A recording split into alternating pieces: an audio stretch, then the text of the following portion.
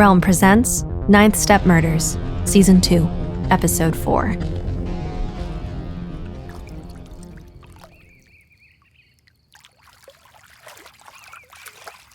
The onsen steamed faintly in the darkness, tendrils of vapor curling up from its surface into the cool night air.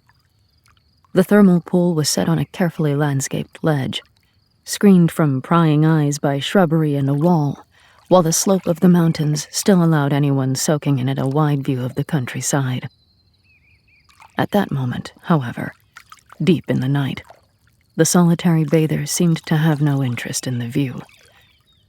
The elderly man lounged chest deep in the hot spring, arms stretched out along the edges, mouth stretched in what might have been a smile or a rictus.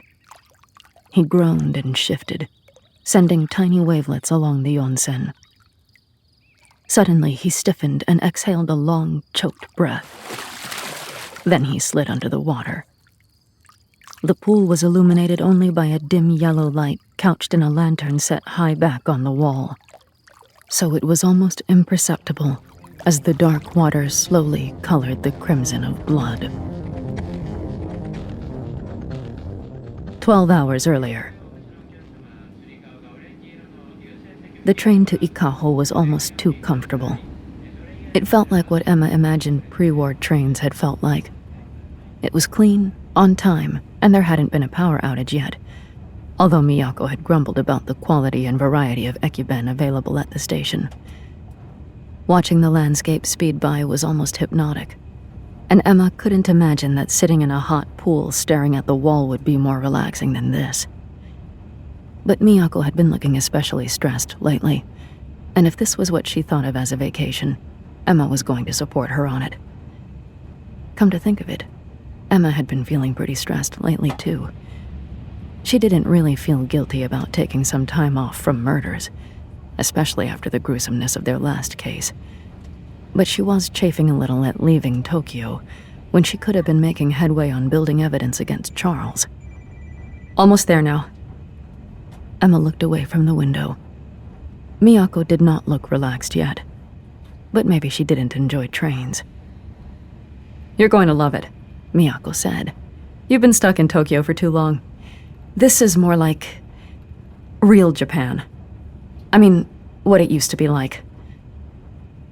That did sound appealing, or at least interesting.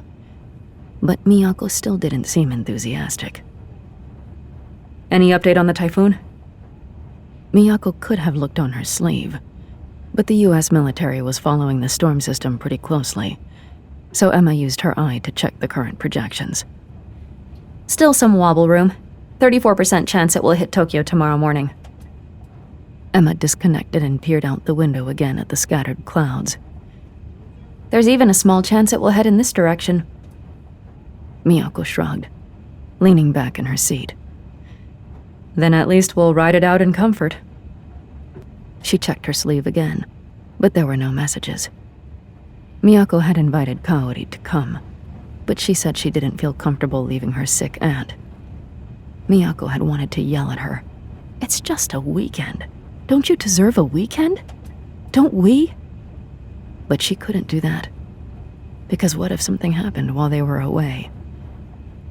She had wondered if maybe Kaori couldn't afford the trip and hadn't wanted to say anything. Or maybe, and this was feeling more and more likely, Kaori just didn't want to go. Maybe a weekend away was too much of a commitment for her. Maybe she thought it was weird going with Miyako's work colleague, although if Kaori had come, they would have had their own room. Maybe she just didn't want to spend that much time with Miyako. Miyako thought it had been going well lately, but maybe... In any case, Kaori had told her again and again to go and enjoy herself. Nishimura had said the same, but Miyako didn't feel remotely guilty about leaving him or the job behind, and if she felt a pang about leaving the resistance behind, it was only because she felt so relieved. Every time she had contact with them, she was afraid they were going to ask her to do something she couldn't refuse, something that wouldn't leave her unscathed. It was funny. Miyako had gotten so used to the routine danger of investigating murders that she didn't even notice it anymore. But the thought of meeting with someone from the Resistance instantly made her stomach feel infested with snakes.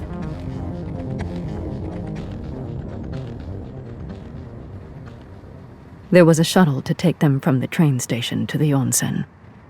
It was a longer ride than Emma had expected, winding up into the mountains on increasingly narrow roads overhung with green.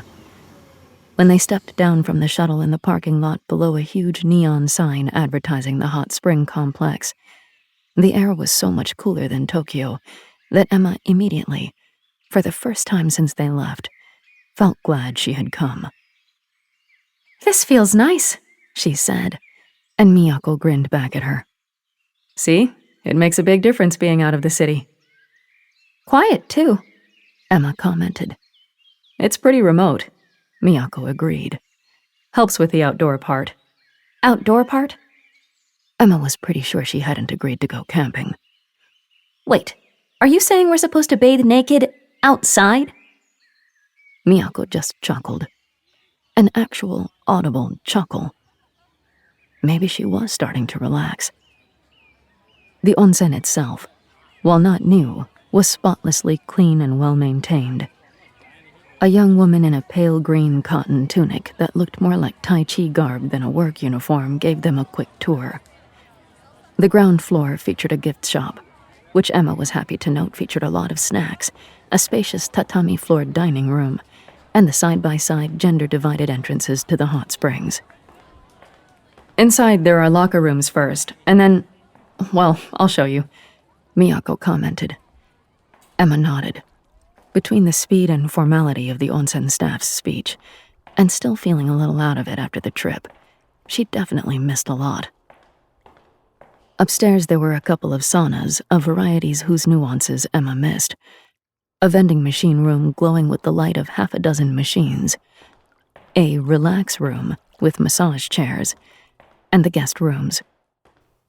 Miyako let out a sigh as the attendant closed the door of their room behind them, slipped off her shoes, and rolled down onto the expanse of tatami. "Nice," Emma said, feeling a bit at a loss. The room was almost empty except for a wardrobe up against the wall. "They'll probably bring tea in a minute," Miyako said. "But I'm ready for a soak first. How about you?" "Sure," Emma said. Something to do, even if it was essentially doing nothing. Do we just..." "You can go down like that," Miyako said, bouncing to her feet. "But there should be yukata around here somewhere, too." She swung open the wardrobe door and handed Emma a neatly folded robe, then started stripping. "Cool," Emma said. "I'll just, She gestured toward the bathroom. "Oh!" Miyako called from the room while Emma was getting changed. "You might have to deactivate your eye." "Huh?" Emma stuck her head out as she belted the rope. "Your eye?" Miyako looked a little uncomfortable. "They might ask you to deactivate it. Or maybe they have some kind of blocker here. You know, so people don't worry about whether you're taking pictures of them." "Oh, right." Emma had to admit that made some sense, even if it was irritating. "As long as I don't have to actually pop it out." Miyako turned away with a shudder. "Come on, let's go down." Emma had expected maybe a pool? A warm pool? Instead, what she got was a shining locker room opening onto a huge facility, steaming with humidity. There were several rows of low-set shower heads, for showering while seated on low plastic stools, and beyond that, a room lined with square pools on both sides of a central pathway. Miyako, holding a tiny towel in front of her without actually trying to cover anything, led the way to the first one. "Might as well start here," she said, and stepped in, settling into a seated position with a long sigh. "Sure," Emma agreed. At least this pool was empty. She could see some women sitting in another one across the room. She dipped her toe, but the water was hot enough to sting. "Eek!" "Just ease in," Miyako said, eyes closed. "You'll get used to it." Uh-huh, Emma said, and lowered herself in joint by joint. Not so bad, I guess. Now, Miyako said, apparently judging Emma's entrance from the displacement of water since she hadn't opened her eyes. Relax. It was an imperative Emma generally hated, but she told herself it was purely physical relaxation. The water embraced her, and she let herself float a little, feeling the tensions of the last few weeks melt out of her. Still, though, how was she going to do this all weekend? As if she had heard that thought, Miyako raised her head. Want to try the next one? Emma craned her neck to look over, hoping it didn't seem like she was leering at the other women. How different can it be? Oh, they're all different. Miyako hoisted herself up and nodded at an engraved sign over the pool. Emma squinted at it, then started laughing. Is that signed Onsen Sommelier? Miyako grinned, a little sheepishly. That does sound a little pretentious. But yeah, I guess they have someone who adjusts the mineral content and temperature of each pool. Okay, Emma said, rolling her eyes. The pool they were in was the Silken Steam. Beside them was a pool called something along the lines of, if Emma was translating correctly, healthy alertness. What? Miyako asked. Don't you have tanning booth sommeliers in the U.S.? touche, Emma said, sinking down to her shoulders. So it's exactly the same on the men's side? She had a sudden unwanted image of Kensuke's lean body emerging, flushed, from a pool of silken steam. Usually, Miyako answered. They tried 3 other pools before going in for dinner. But despite attempting to decipher the tricky kanji of the sommelier's recommendations without the assistance of her eyes link-up, Emma honestly couldn't tell the difference.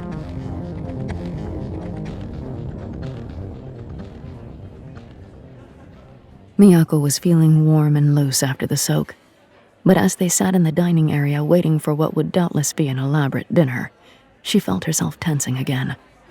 Maybe it was the accents from the next table, where a group of glossy young women were chatting about shoes and the weather and cute boyfriend possibilities, or the pair of older couples, too far away from Miyako to hear what they were talking about.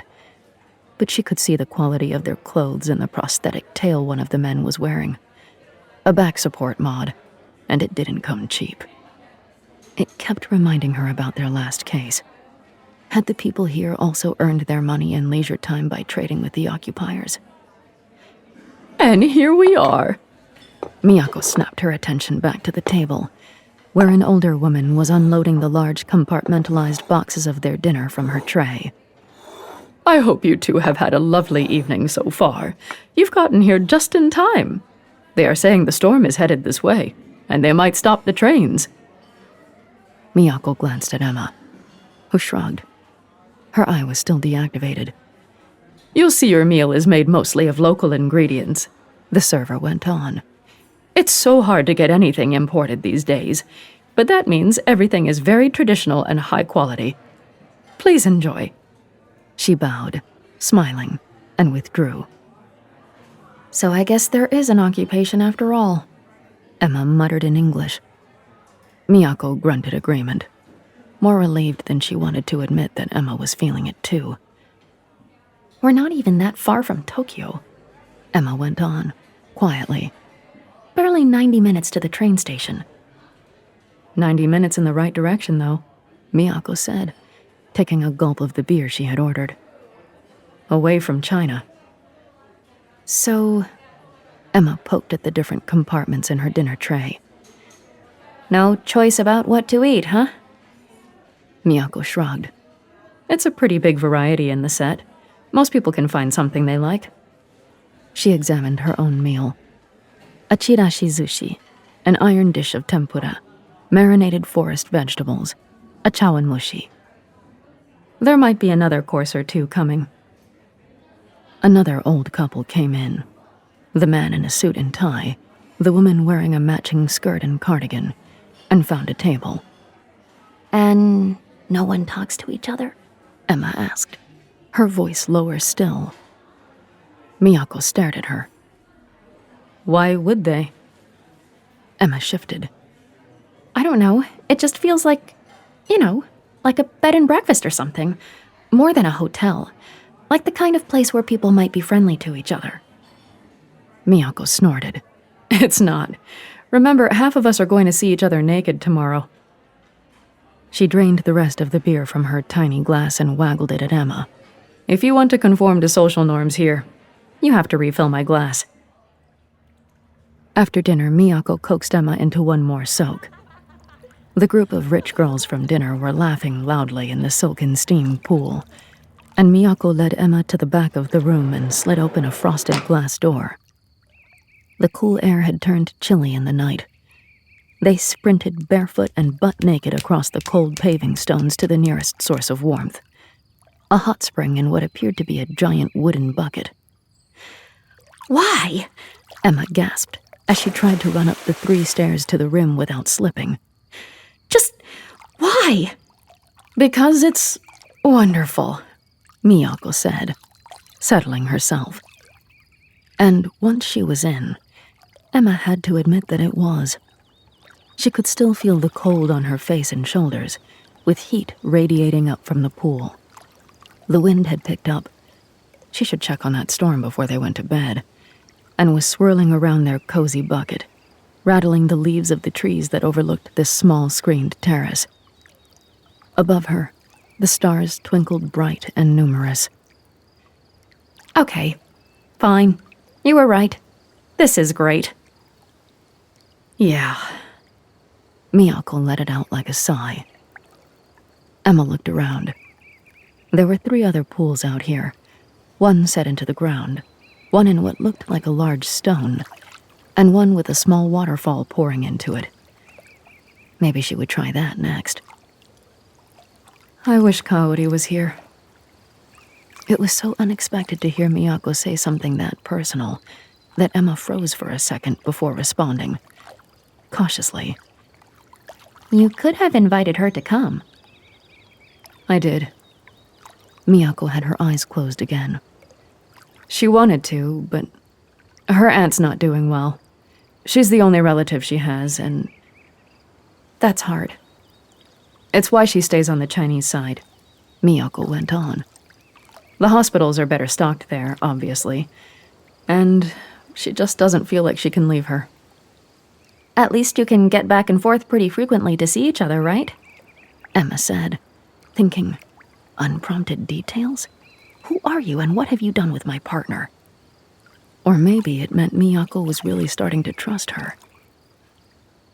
For now, Miyako said, shifting and sitting up. But it's getting to me, They can close the border at any time. That might be what they're building up to, with these new restrictions. She traced patterns in the surface of the water with her fingers. When the Berlin Wall went up, people were separated for decades. That could happen any day. It won't come to that, Emma said soothingly. That was a long time ago. Well, or take your country's history with walls.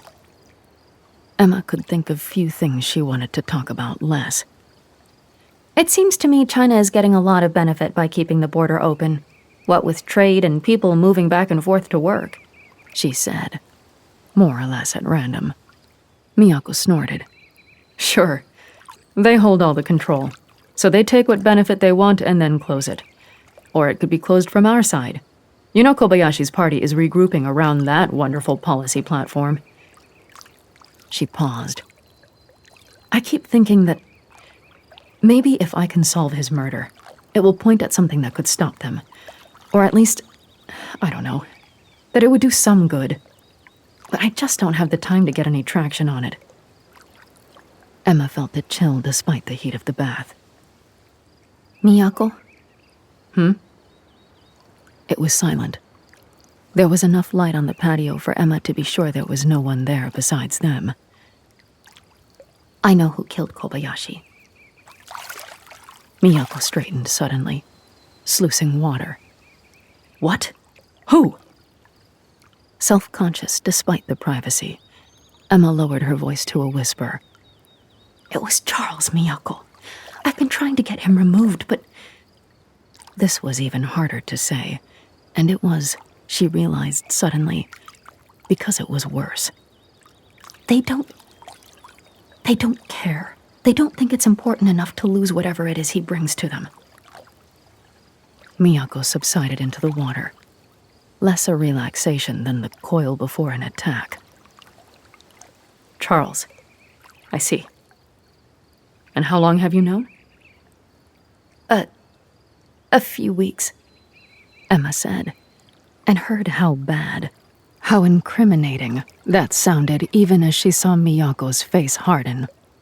I'm looking for evidence, she said desperately. I'm trying to find something incontrovertible so that they have to hold him accountable. They better, Miyako said softly. And fast. Or we will.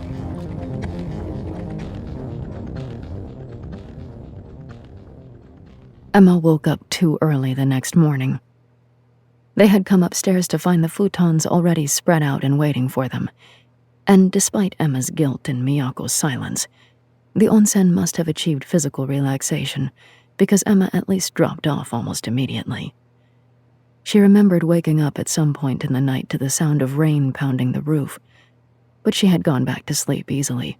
Now there was no chance of that, and Miyako was still snoring beside her. As quietly as she could, Emma slipped out from under the futon, put on the yukata she had dropped on the floor the night before, and went down to the onsen. The hot spring room felt steamy and close, so after she finished showering, Emma went to the far end and twitched open the glass door to check on the storm. The sky outside was gray but uplit with dawn, and although it was raining, it was only a drizzle, not the downpour Emma had heard during the night. So she slid through the door and closed it behind her. The morning air was chilly but refreshing, and the thought of soaking in the warm water while being dappled with raindrops was appealing. Emma hurried her steps toward the stone-cupped pool, which they hadn't gotten around to trying the night before, and then stopped. The hot spring was full of blood.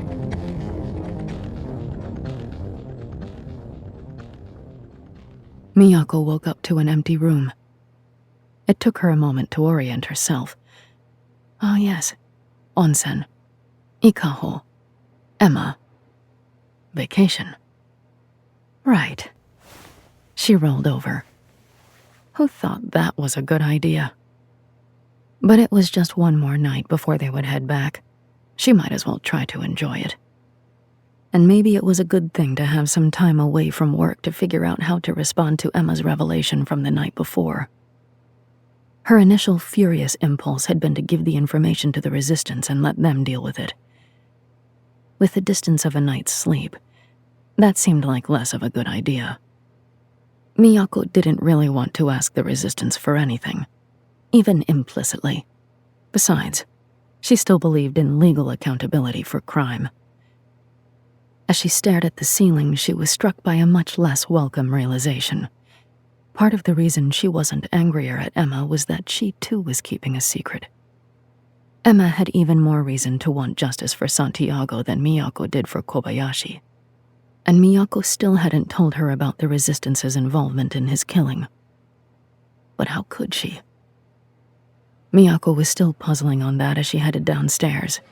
When she poked her head into the dining room, she saw one of the older couples from the night before silently eating rice. But no Emma. Maybe she had gone for an early soak? Then Miyako heard raised voices, one of them with Emma's slightly clunky accent, from the reception area. "There you are," Emma said, when she saw Miyako. "Thank goodness. This person..." She waved at the woman behind the counter, who offered Miyako a deep bow. "Won't believe me." "Believe you about what?" Miyako asked, wondering how on earth Emma had found drama in a hot spring resort. "There's a dead man in the onsen." Miyako grimaced. Was he drunk or just old? Emma gaped at her. "What? It happens. Something to do with the blood pressure. He was garroted, Emma said. Miyako stared at her for a moment, trying to process that, and then turned to the manager and asked her, in quick, quiet Japanese and the highest status accent and syntax she could pull off, to accompany her and her colleague into the onsen. No, this one, Emma said, as the manager and Miyako kept walking to the next entrance. Miyako stared. You went in there? Yes? That's the men's side. Emma turned to look at the door, which was half covered with a split hanging with the character for male written in bold strokes. But that's the one we used yesterday. We switch sides every day, the manager interjected in a calm voice, so that everyone gets to enjoy both sides of the view. Emma raised her hands helplessly. Sorry, she said, or rather mangled, jumbling the formal language. I suppose it was very early this morning and I made a mistake. The manager nodded without comment and leaned into the locker room cautiously, then motioned them to follow. It's in the outside section, Emma said, almost whispering. Miyako could understand why. Empty and pale in the morning light coming through the frosted glass door, the onsen felt strangely bereft. Nobody seemed to want to touch the back door, but both Miyako and Emma hung back until the manager, reluctantly, slid it open. They stepped outside. Fat raindrops were smashing down onto the paving stones and the treetops were thrashing in the wind. In the brightening light of day, the sickly red swirl in the water was immediately clear. From where they were standing, Miyako could see the gray-white hair and pale hand of the mostly submerged body. "Okay," she said, turning back to the manager, who was standing there with her mouth open. "We need to seal this space off. This whole side of the onsen," she added, remembering the locker room. "What's your name?" The manager pulled herself together. "May I ask who the honorable guest thinks she is?" she asked with impeccable formality. "Tokyo Metropolitan Police," Miyako said, wishing she hadn't left her badge and her bag in the room. "Not my jurisdiction, I know. But I'm what you've got until we can get the local cops up here." She paused to see if the manager would challenge her, but the woman just nodded. "I am Yamamoto," she said, bowing again. "I will call the police immediately. And please tell me if there is anything I can do to support your efforts in the meantime. Seal off this whole section," Miyako repeated automatically, looking around. "Make a list of all the people here. Staff, guests, everyone. Is there any way someone could have come into the resort last night without you knowing?" "Not easily," Yamamoto answered. She was staring at the body in the pool. "We lock the doors at night, and there are cameras on the front door and on the road where it enters the parking lot." "Okay," Miyako said grimly, taking in the scene one more time as the storm spat rain down. "Then let's make sure no one here leaves, because one of them is a murderer."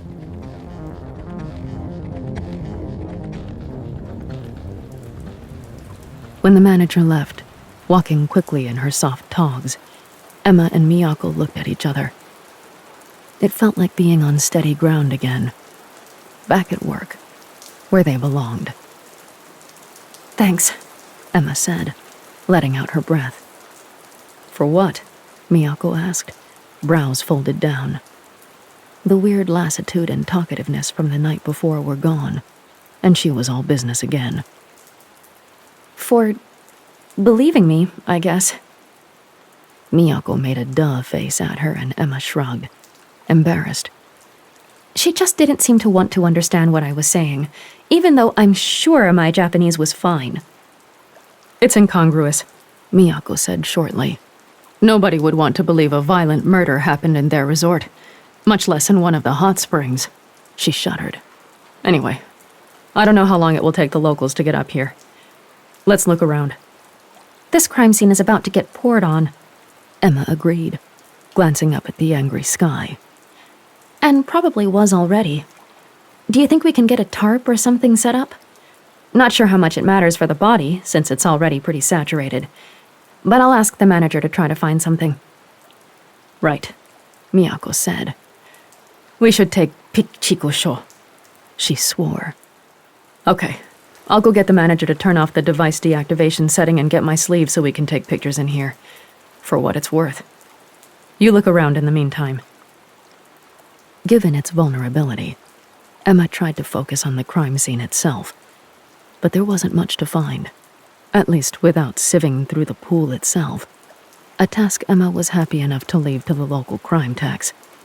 The rain intensified, and Emma, in her increasingly soggy yukata, was more than happy to retreat to the steamy warmth of the onsen room. She found Miyako coming in from the locker room. Come take a look at this. Emma followed her through the rows of lockers.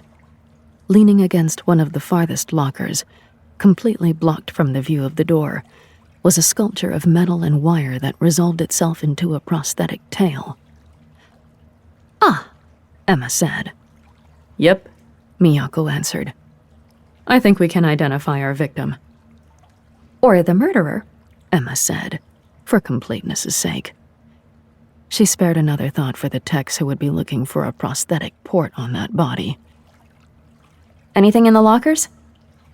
Miyako pointed at the one that was missing a key.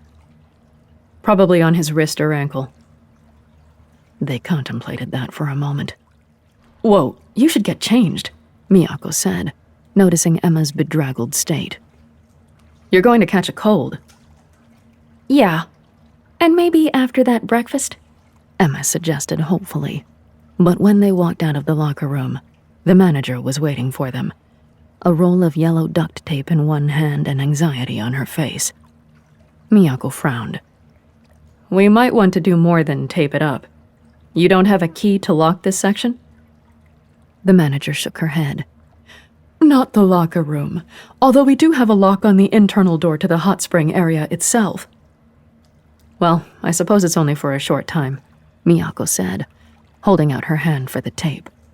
Once the local police get here, they'll probably station someone. She trailed off at the look on the manager's face. I greatly regret, Yamamoto began.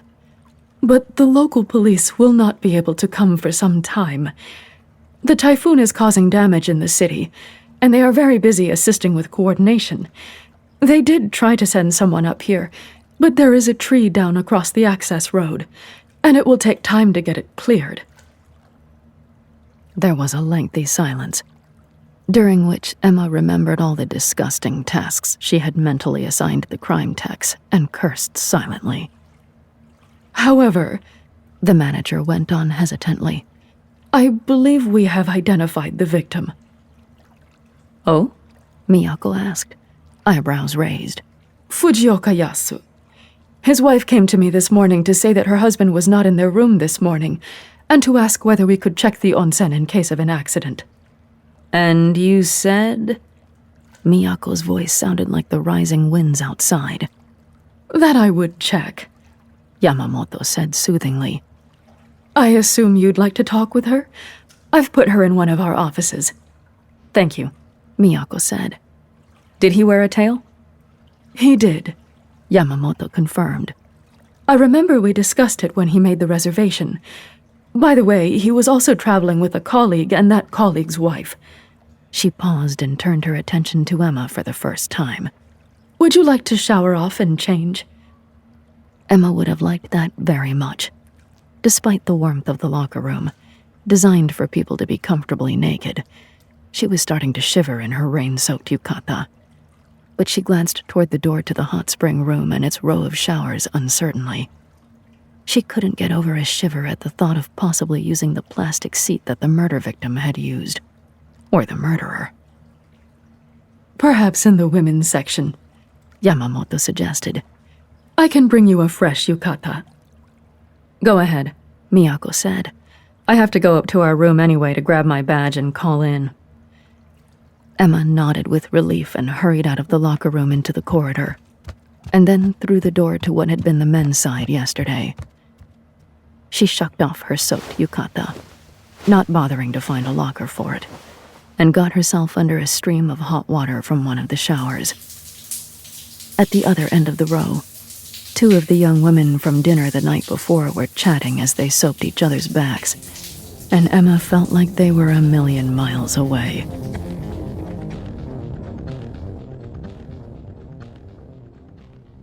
Miyako grabbed her badge and sleeve in the room. She hadn't even brought a blazer, which made her feel oddly unfit for work, but a t-shirt and pants would have to do. On the way down, she sent a temail to data miner Sasaki to ask her to look into Fujioka Yasu, his wife, and his company, with a note that it would be best to keep this on the down low for now since it wasn't exactly their jurisdiction. The wife of Fujioka Yasu, Akiko, was in her 60s and quietly, but, as far as Miyako could tell, genuinely upset by his death. She kept dabbing at her eyes with an actual cloth handkerchief, which made Miyako wonder whether possession of such an artifact was evidence of premeditation. But she also claimed not to own a sleeve and was wearing a silk scarf, so it seemed to go with her general aesthetic. I'm afraid I don't know anything about that, Akiko answered, when Miyako asked whether someone might have wanted to hurt her husband through his business dealings. You should ask Yamashita-san, who is here with us. Miyako nodded, schooling her phrasing for neutrality. Did you often go on vacation with his work colleagues? Oh, yes. The older woman nodded proudly. He always liked to include his kohai, give them a chance to learn from his experience, and also have some pleasant experiences outside the office. Miyako nodded. She was sure Emma would have found this creepy, although Emma's most recent boss was a legitimate creep. But she knew that if Nishimura had ever invited her to join on an onsen weekend when she was new to the force, she would have seen it as a good sign for her prospects. Before interviewing Yamashita, Miyako went in search of Emma. She found her in the dining room, dry and dressed, shoveling rice and fish into her mouth. Sorry, Emma said through a mouthful. I didn't want to interrupt the interview and I was hungry, so... It's fine. Miyako was pretty hungry herself. She went up to the somewhat depleted buffet and served herself a bowl of rice from the rice cooker, then sat opposite Emma. The wife seems legit. Emma nodded. Garroting is a lot, she commented, when she had swallowed. Someone really hated him. Miyako agreed, glancing at her sleeve. I've asked Sasaki to do a background on the victim. Odd that she hasn't responded yet. She flipped over to the news. Uh-oh. Taking her sleeve off her arm, she spread it on the table so Emma could see. The typhoon knocked out power and comms are out for much of Tokyo. Emma whistled and started doing some fidgeting around her eyelid that Miyako was careful not to look at too closely. Instead, she looked at the windows. They were frosted white, almost entirely obscuring the outside world, but she could still see the rain hitting them in sheets. Doesn't the office have generators? Emma asked. Yes, Miyako said. And hopefully they have fuel too. But they're probably swamped dealing with all the other outages. Do you want me to send the request to the embassy? Miyako was startled into looking at Emma, and immediately regretted it, since she had peeled her eyelid up and appeared to be pressing on the side of her eyeball. Not that it mattered, because the really disgusting thing was what Emma had told her last night, which she had almost forgotten since they started working on the murder. Maybe we could wait on that, she said carefully, and Emma just nodded. Then she snorted. What? Emma hesitated for a moment, then shrugged. Just a tidbit from an informant. Apparently the sewer from the main Chinese base in Yokohama got backed up during the storm, and the whole place is full of shit. Miyako tried to laugh along, but she couldn't seem to find it as funny as Emma did.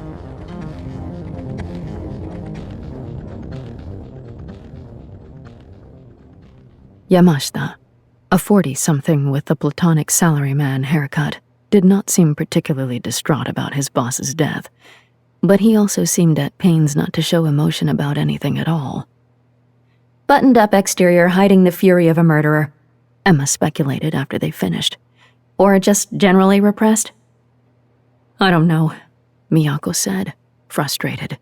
But I think we should switch our focus to opportunity instead of motive. Emma wrinkled her nose. You mean who had a garroting wire? By the way, I don't suppose anyone has moved the body or searched the pool for the murder weapon? Miyako shuddered. No. They contemplated that for a moment. Maybe the road will be cleared by tomorrow, although I suppose we should at least get the body out. But I was actually talking about how Fujioka got access to the onsen area late at night, when it's supposed to be locked.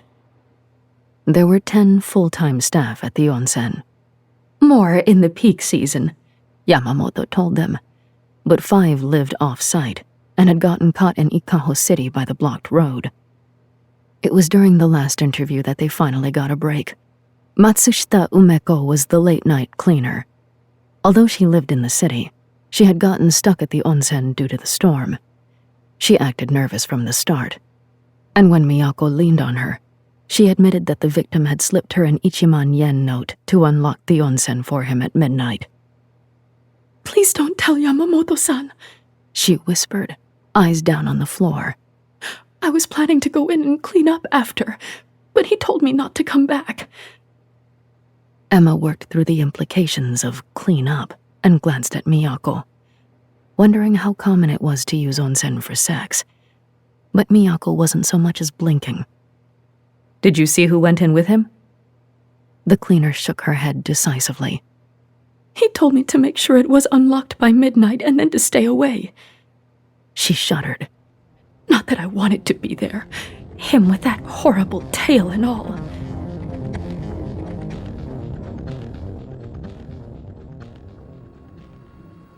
It might not have been sex, Miyako said later.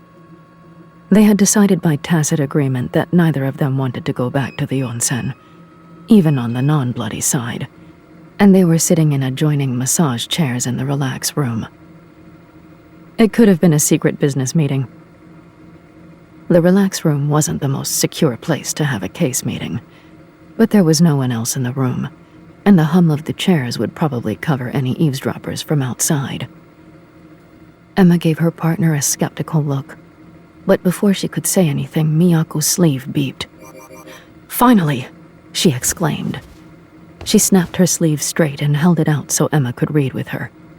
But Emma's kanji comprehension was still slower than Miyako's, and she heard her sigh before she got to the end of Sasaki's message.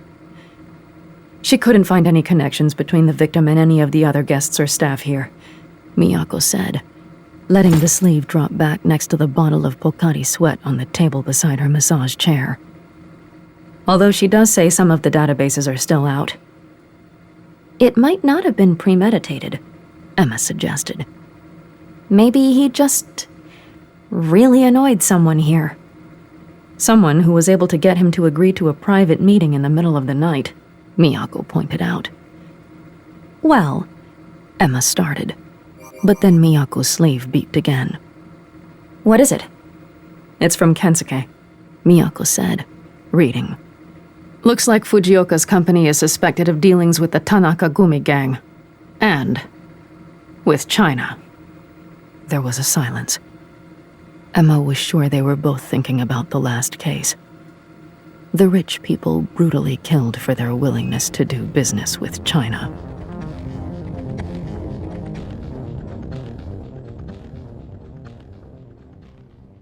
The rain lessened during the night, and the next morning 2 local crime techs arrived. "You left the body in a hot spring?" asked the senior one, Sasagawa. We didn't want to disturb the scene? Emma tried. Her police-related vocabulary had grown disproportionately over the past few months, and it slipped off her tongue. Sasagawa rolled her eyes. We need a full team for this shit, and our lab. But we're stretched to the limit with the post-typhoon work. This could take a while.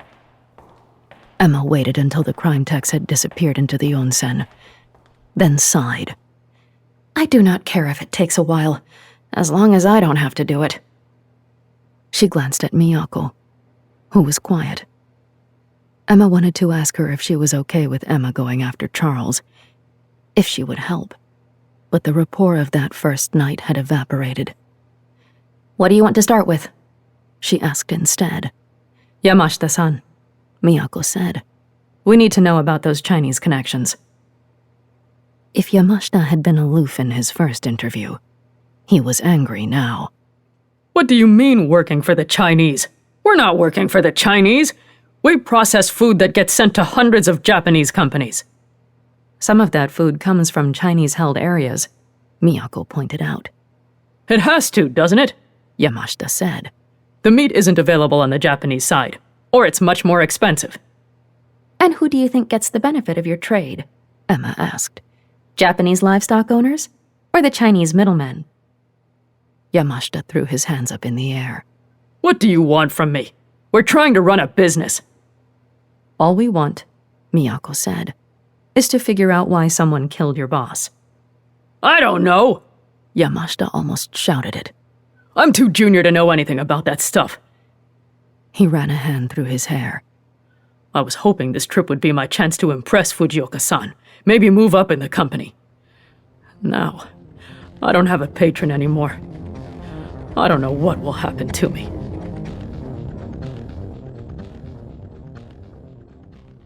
Not that helpful, Emma said, as they walked to lunch. Miyako said. Maybe the text will bring us something. Hopefully not until we're done eating, Emma muttered, as she knelt next to the low table. She looked around. Yamashita and his wife had taken a table in the far corner of the room, and he was looking at the two detectives and whispering. Maybe we should have just asked for onigiri or something. Can we sit here? Miyako looked up to see one of the wealthy young women standing by their table, the rest hovering behind her. Miyako said. It's just, we're so nervous here, since that man was killed. She went on. Miyako opened her mouth to tell them this was a working lunch and they'd have to sit somewhere else, but Emma beat her to it. Of course, she said. Please join us. There were 4 of them, Kanako, Miwa, Eriko, and Keiko. Their perfectly smooth hair came in shades ranging from dark brown to reddish chestnut, and Eriko was wearing a literal sweater set, which Miyako had thought out of fashion since her high school years, but apparently it was back in again. It's so shocking, Kanako whispered as they settled in. In an onsen, and out here in a rural area where you expect everything to be peaceful. She flapped a hand at the white frosted window. The storm had mostly passed, but occasional gusts of spitting rain still thrashed it. Had any of you talked to the man who was killed? Miyako asked. The 4 exchanged glances. Just said hello, really, Miwa answered. In the hall. He was kind of creepy, Eriko said with a shudder. The tail, Kanako agreed in a low voice. Still, though, to be killed like that. How was he killed? Keiko asked, entirely too eagerly. I'm afraid we can't talk about that, Miyako said, as repressively as she could. Maybe they'd leave once they accepted that. Oh, of course not, Keiko agreed quickly. Where are you from? Emma asked. Miyako restrained herself from giving her partner a look. Nagano, Keiko answered. We all teach at the same junior high school. This was supposed to be one of our summer holiday trips, you know, to relax and chill out a little. And now... Miyako spaced out during most of the subsequent chatter, which involved the latest tech. 2 of the women had bracelets instead of sleeves. Their second summer holiday trip, the big one, which was to Hokkaido in a couple of weeks, and the food at the onsen, which they pronounced so traditional, really refreshing. Then Emma made a few comments that gave away her accent, and after that all they wanted to talk about was the United States. What about the war? Miyako inserted finally, when she couldn't take it anymore. They all stared at her blankly, even Emma. So maybe it had more to do with her awkward timing than the fact that those women probably hadn't thought about the war in months. You know, the ongoing occupation of our country. Well, we don't have too many problems in Nagano, Miwa said, glancing at the others. I mean, we tried to, turn down the air conditioners and take the stairs instead of the elevator. To save energy. Eriko agreed. We did a whole unit on it at school with the kids. And we do drills every month, in case the North Koreans attack again, Kanako added. And they all looked so somber at that Miyako almost felt bad. The worst is how hard it is to get certain foods, Kanako said, saving Miyako from her incipient guilt. Sweet potato has gotten so expensive. Even tea. Miyako was relieved to notice Sasegawa the crime tech standing at the door to the dining area, glaring at her irritably. She nudged Emma, who was finishing up a piece of Castella cake. Oh, I guess we have to get going, Emma said, sounding actually regretful. Nice to meet you all. Did you have to be so friendly? Miyako muttered to her as they crossed the room. She glanced at the Yamashita table. He was eating almost aggressively, while his wife stared at her plate. What? They were nice. Before Miyako could respond, Sasegawa was leading them back to the office they'd appropriated for their use. Well, the body's condition was pretty much as bad as I expected, Sasegawa said, as soon as the door was shut. Sitting in hot water is pretty much the opposite of preservation. I'm afraid I can't tell you much about the murder weapon. Could have been a garrote, like you've been saying. Could have been a knife. But I can't even tell you serrated or straight. The wound is too messy at this point. Did you find anything else in the water? Miyako asked. Some hairs that don't match the victim, but no way to tell when they got in there. Miyako saw Emma brush her long hair back self-consciously. They had been in the pool themselves earlier on the night of the murder. I do have some good news, Sasegawa said, savoring it. I was taking a closer look at the robotic tail that the victim was using, and it has location tracking on it. What? Yep. Pretty standard model, marketed for posture improvements and relief of back pain among the elderly. And one of the things it does is provide the company with data on the movements of the client. Emma was shifting uncomfortably again, and Miyako wondered if she knew exactly what her eye told the U.S. military about her movements. Normally, Sasegawa went on, the data is uploaded immediately to the company. But the storm was already raging when your man here removed the attachment to go get himself killed, and so there's a cache of about an hour of data that I was able to extract. Have you ever thought about applying for the Tokyo MPD? Miyako asked Sasegawa. She was serious, but Sasegawa just snorted. Does it have timestamps? Emma asked eagerly. Our time of death window is still huge. Of course. Do you think they'd miss the chance to collect some data? Sasegawa held up her sleeve, showing a blueprint-like map of corridors. Fortunately, it's pretty high accuracy, about 3 meters in diameter. What we see is that he came out of his room at about 5 minutes after midnight, but then he spent 12 minutes in the hallway outside his room before moving on to the onsen area, where the location tracking was deactivated when he removed the tail. So he met someone in the hall. Probably a planned meeting, Miyako added. At midnight. There's no surveillance in the corridors, is there? Emma asked. Miyako shook her head. I asked Yamamoto about that already. Her sleeve vibrated, and she jumped. Excuse me, I have to take this for a second. On her way out the door, she paused. Maybe we need to call all the guests and staff together and see if we can figure out who was in the hall, she suggested, and then stepped out, closing the door behind her. Kaori? Miyako hurried down the hall, hoping to find some isolated place to talk. Hey. Kaori sounded unusually subdued. I just wanted to say hi. Make sure you got through the storm okay. Miyako peeked into the relaxed room, but she could see feet on one of the massage chairs, so she stepped back out. Yes, no big problems here. Well, the road was cut off for a day, but it's open now. I heard there were blackouts there? Yes. Kaori hesitated. I know you're on vacation, but have you looked at the news at all? A little, Miyako said, starting to flick through as they talked. What's going on? Oh, just... things are really unsettled here right now. Miyako's fingers stopped moving on a story about the sewage backup at the Chinese base. There was a video. The caption read, "Chinese general accuses Japanese instigators of attacking base."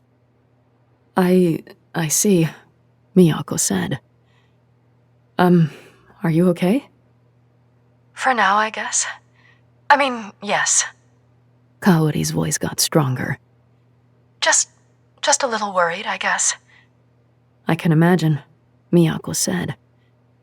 Something clicked in her brain and she moved back to the door of the relax room, looking at the position of the feet on the chair. Listen, something came up here, but I'll try to be back tomorrow, okay? Silence. I miss you. Miss you too.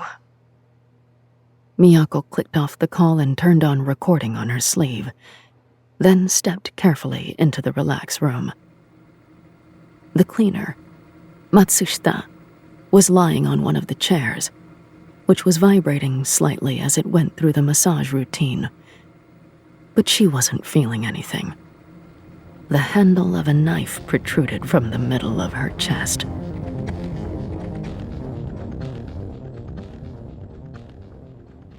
The longest massage setting is for an hour, and the dial had almost wound down, Emma noted, checking the chair. So it could have happened any time from right before you saw it to almost an hour ago. Could the murder weapon be the same one that was used on Fujioka? Miyako asked Sasagawa, who was examining it while her colleague dusted the rest of the room for prints. As I said, I can't tell you much about the other weapon, so while it's possible, it's not remotely conclusive. I guess Matsushita knew more than she told us, Emma said.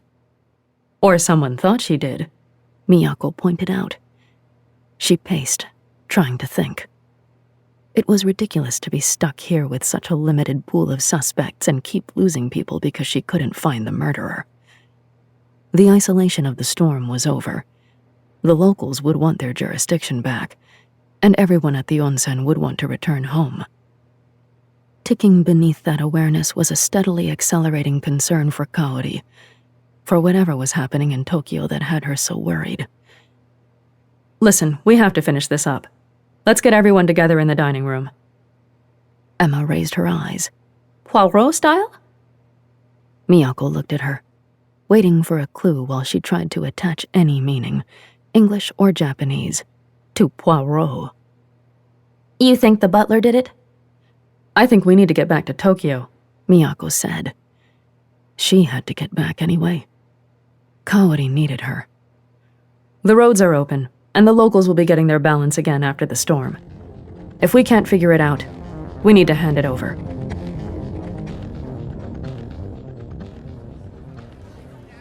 Emma surveyed the dining hall as people trickled in. She wasn't quite sure how this dramatic denouement idea was going to work. Then the Nagano women came in, and she remembered something that had been bothering her about their chat with them. She pulled Eriko aside. Hey, Eriko, she started in English. The young woman had spent a semester in San Diego and was justifiably proud of her English fluency. When you said that the murder victim seemed creepy, did you mean his tail?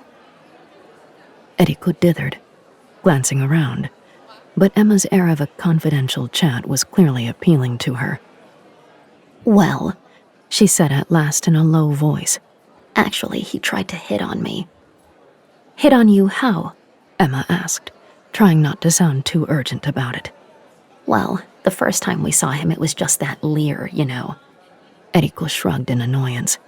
But on the way out from lunch that day, he walked past us, with his wife, you know, and he grabbed my ass. Really? Emma asked, not having to act out her disgust. What did you do? Ugh, nothing then, Eriko said, rolling her eyes. It wasn't worth it. But later he tried to get me alone, and I told him I wanted nothing to do with him. Later when? After dinner. Eriko eyed her worriedly. I wasn't actually alone with him, she said. Keiko was with me. She can tell you. Don't worry, Emma said, and went over to apprise Miyako of what she had learned. Everyone was already in the room. Staff lined up against the wall, guests kneeling on the tatami. Yamamoto, the manager, was fidgeting in one corner. Sasagawa was standing behind Emma and Miyako, near the door. Miyako stepped forward. As you all know, we've had a tragic and criminal incident here, which has disturbed the peace of this place. She paused. Some of you may also know there was a second incident. Gasps, but not from everyone. This is not a hardened criminal, Miyako thought. This might actually work. We know what happened. A vast stretch. But that was the whole point here, right? The first victim, Fujioka Yasu, was an abuser. His wife blinked several times and opened her mouth as if to object, but Miyako went on. He was on the prowl for women. Women he could control. She let her gaze streak across the room. Servers and workers. Younger women who might find his money compelling. Pause. The wives of colleagues who might think their compliance would help their husbands' careers. There was an explosive sound from the Yamashita's direction. The wife made something between a sob and a cough and a gasp. Her husband turned on her, but Emma was already there, kneeling between them. We know what happened, she said gently. She even got the honorifics right. He assaulted you? Mrs. Yamashita nodded, tears streaming down her cheeks now. He told me I had to, but I just... You couldn't do it, Miyako filled in, when it was clear she wouldn't be able to continue. And you fought back? I was so scared, Mrs. Yamashita whispered. He said if I didn't meet him, he would fire my husband. She covered her face with her hands. But he was disgusting. I couldn't stand the thought. We understand that, Miyako said softly. Where did you get the knife? I had it, Mrs. Yamashita said.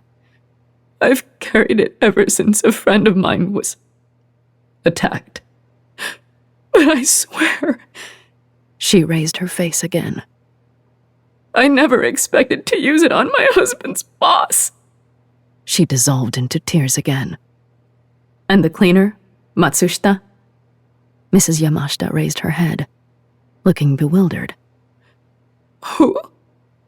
We understand about Fujioka-san, Emma said sternly. You were defending yourself. But the cleaner is a different case. I don't know what you're talking about, Mrs. Yamashita cried. That was me, Mr. Yamashita broke in roughly. She tried to blackmail me. Over my wife spending time with that... She said she must have killed him. And I wasn't sure what to think. But I couldn't let her attack me like that. He dropped his head into his hands. The train back to Tokyo seemed, if anything, even longer than the train out.